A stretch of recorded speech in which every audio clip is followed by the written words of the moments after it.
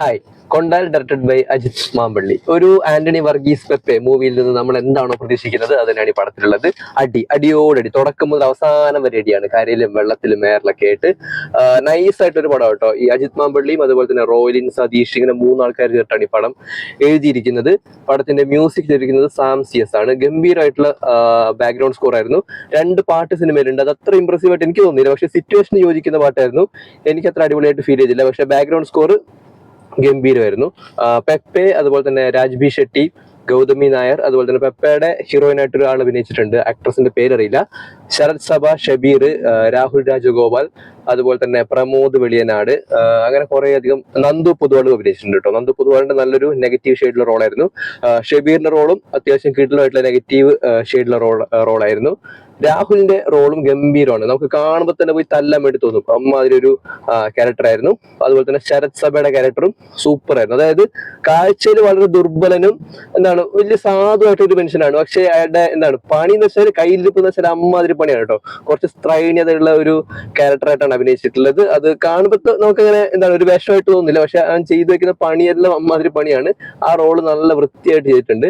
ഇനി സിനിമയിലേക്ക് വന്നു കഴിഞ്ഞാൽ ഒരു കോസ്റ്റൽ ഏരിയയിൽ നടക്കുന്ന ഒരു സ്റ്റോറിയാണ് സെറ്റ് ചെയ്ത് വെച്ചിട്ടുള്ളത്. ഒരു റിവെഞ്ച് ത്രില്ലർ എന്നൊക്കെ വേണമെങ്കിൽ പറയാം. സിനിമയുടെ ഒരു 75% കടലിലാണ് ഷൂട്ട് ചെയ്തിട്ടുള്ളത്. അപ്പൊ അറിയാലോ, കടല് കുറെ നേരം കണ്ടുകൊണ്ടിരിക്കുക വെച്ചാൽ കുറച്ച് ബോറിംഗ് ആണ്. ഒരു 75% കൂടുതൽ കടൽ തന്നെയാണ്.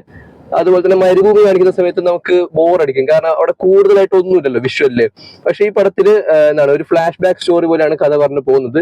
അതുകൊണ്ട് വലിയ കുഴപ്പമൊന്നും സംഭവിച്ചിട്ടില്ല. അതായത് ബോറടിക്കില്ല. നമുക്ക് സ്റ്റോറി പെട്ടെന്ന് തന്നെ കണക്ട് ആവുന്നുണ്ട്. പക്ഷെ ഇതിൽ പ്രശ്നം വെച്ചാല് ഈ രാജ്ബി ഷെട്ടിയുടെ റോളും അതുപോലെ തന്നെ നമ്മുടെ ആന്റണി പെപ്പയുടെ റോളും ഇവർ തമ്മിലുള്ള ഒരു ബോണ്ടിങ് ഉണ്ടല്ലോ, അതത്ര കൺവിൻസിംഗ് ആയിട്ടുള്ള രീതിയിൽ അങ്ങനെ സ്ക്രീനിൽ കാണാൻ വേണ്ടി പറ്റില്ല. അവര് ബ്രദേഴ്സ് ആണ്. അവർ തമ്മിലുള്ള കണക്ഷനൊക്കെ ഉണ്ട്. പക്ഷെ നമുക്ക് അത്ര കൺവിൻസിംഗ് ആയിട്ട് തോന്നൂല, കണക്ട് ചെയ്യാൻ വേണ്ടി പറ്റില്ല. പിന്നെ റിവെഞ്ച് സ്റ്റോറിയാണ് ഞാൻ പറഞ്ഞത്. അപ്പൊ റിവെഞ്ച് മൂവിക്ക് ആവശ്യമായിട്ടുള്ള ഗംഭീരമായിട്ടുള്ള മ്യൂസിക് വർക്കാണ് ചെയ്ത് വെച്ചിട്ടുള്ളത്. ഇനി ആക്ഷൻ അറിയാലോ, അടിമുടി ആക്ഷൻ പടമാണ്. അത് നല്ല വൃത്തിയായിട്ട് ചെയ്തിട്ടുണ്ട്. എനിക്കത് ഗംഭീരമായിട്ട് ഇഷ്ടപ്പെട്ടു. അതുപോലെ തന്നെ നന്ദു പൊതുവാളിന്റെ റോള് ഒരു സ്ട്രാങ് ആയിട്ടാണ് അഭിനയിച്ചിട്ടുള്ളത്. എനിക്ക് തോന്നുന്നു നന്ദു പൊതുവാളിന്റെ കരിയറിൽ ഇങ്ങനെ ഒരു റോള് ഇതുവരെ ഉണ്ടായിട്ടില്ല എന്ന് തോന്നുന്നു. നൈസ് ആയിട്ടുള്ള റോള് സൂപ്പർ ആയിട്ട് ചെയ്തിട്ടുണ്ട്. അതായത് ആദ്യം കാണുന്ന സമയത്ത് നമുക്ക് അത്ര വലിയ കുഴപ്പക്കാരായിട്ടൊന്നും തോന്നൂല. പക്ഷെ കയ്യിലിരിപ്പ് ഭീകരമായിരുന്നു. അതുപോലെ തന്നെ പ്രമോദ് വെളിനാടിന്റെ റോളും ഗംഭീരമായിരുന്നു. അത് തുടക്കം മുതൽ ഇങ്ങനെ ചൊറിഞ്ഞു നിൽക്കുന്ന ഒരു ക്യാരക്ടറാണ്.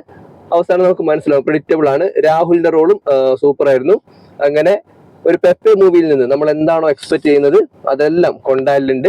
മ്യൂസിക് സൂപ്പർ ആയിരുന്നു. ആക്ഷൻ അതിഗംഭീരമായിരുന്നു. അതുപോലെ തന്നെ സിനിമാറ്റോഗ്രഫി ഗംഭീരമായിരുന്നു. പിന്നെ കടലിൽ വെച്ചെടുക്കുന്ന കുറച്ച് ഷോട്ടുകളിൽ അല്ലെങ്കിൽ ചില സീനുകളൊക്കെ കൺവിൻസിങ് അല്ലാത്ത കുറച്ച് കാര്യങ്ങളൊക്കെ ഉണ്ടായിരുന്നു. അതായത് ഈ പെപ്പയെ മൊത്തം കെട്ടിയിട്ട് വെള്ളത്തിനകത്തിരുന്നൊരു സാധനമുണ്ട്. അപ്പൊ ഇയാൾ എങ്ങനെ കെട്ടുപൊട്ടിച്ച് പുറത്തു കടന്നു എന്നുള്ളതൊരു ചോദ്യമാണ്. പക്ഷേ ചില കാര്യങ്ങളൊക്കെ, ചില ലോജിക്കൊക്കെ നമുക്ക് വിട്ടു കളയാൻ വേണ്ടി പറ്റുമെങ്കിലും അത് കുറച്ചുകൂടി കൺവിൻസിംഗ് ആയിട്ടുള്ള രീതിയിൽ എടുത്തു കഴിഞ്ഞാൽ നമുക്ക് ആ ഒരു എന്നുള്ളൊരു സാധനം നമുക്ക് ഒഴിവാക്കാൻ വേണ്ടി പറ്റും. അതുപോലെ തന്നെ സിനിമയുടെ VFX വർക്ക്, അതായത് ഇതില് അവസാനം വന്ന സമയത്ത് ഒരു വലിയ ഒരു കൊമ്പൻസർ അവനെ പിടിക്കുന്ന സാധനങ്ങളൊക്കെ ഉണ്ട്. അതിന്റെ വർക്കൊക്കെ അടിപൊളിയായിരുന്നു കേട്ടോ. അതായത് ഈ സെറ്റ് ആണെങ്കിലും നല്ല വൃത്തിയായിട്ട് ചെയ്തിട്ടുണ്ട്. അതൊക്കെ നല്ല സൂപ്പർ ആയിരുന്നു. പിന്നെ മൊത്തത്തിലുള്ള ആംബിയൻസും കാര്യങ്ങളും അടിപൊളിയായിരുന്നു. കോസ്റ്റൽ ഏരിയയിലുള്ള ആൾക്കാരുടെ സ്റ്റോറി ആണല്ലോ, അപ്പൊ അവർ തമ്മിലുള്ള റിവെഞ്ചും കാര്യങ്ങളൊക്കെയാണ് സിനിമയുടെ മെയിൻ പ്ലോട്ട് ആയിട്ട് വരുന്നത്. അപ്പോ കഴിഞ്ഞ വർഷം ഓണക്കാലത്ത് നമ്മൾ RDXൽ കണ്ട ഒരു ഇടി പോലെ, അതുപോലത്തെ ഇടിയല്ല എങ്കിലും വേറൊരു ടെറൈനിൽ നടക്കുന്ന നല്ലൊരു ഇടിപ്പടമാണ് കൊണ്ടാൽ. സൂപ്പർ ആയിട്ടുള്ള മ്യൂസിക് ആണ്. സോ കണ്ടു നോക്കുക കൊണ്ടാൽ.